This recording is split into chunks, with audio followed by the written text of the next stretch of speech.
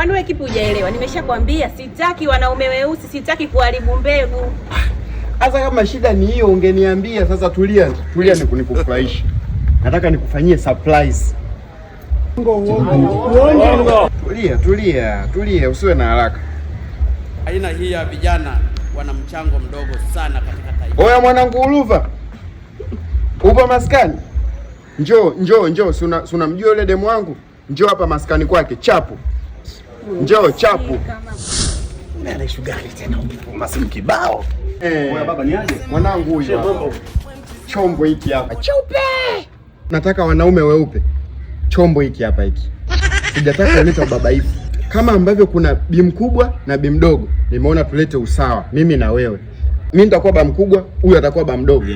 Yeah. Ndugu yangu, naomba nikwambie, shemeji yako anataka wanaume weupe. Si ndio mimi nishapatikana? Ushapatikana. Umeona? Nini kingine sasa hapo unahitaji? Nyie mpo sawa kweli? Tuko sawa. Mimi naona kama mmechanganyikiwa. Yaani wewe na urafiki yako nahisi kama mmechanganyikiwa. Kwa hiyo nimekwambia sitaki mwanaume mweusi, umeamua umpige mwanaume mweupe. Hivi wewe mzima kweli? Ni issue ikoje? Kwa mbona anataka mwanaume mweupe? Anataka wanaume weupe na mimi sitaki kumwacha saa hizi. Kwa mimi nibaki naye. Wewe so ubaki naye. Yaani tunapeana zamu. Siku mbili mimi, siku mbili wewe. Ina maana kesho kutwa uje kumchukua wewe. Mimi nianze tu leo. Nataka samahani. Ninyi sio wazima.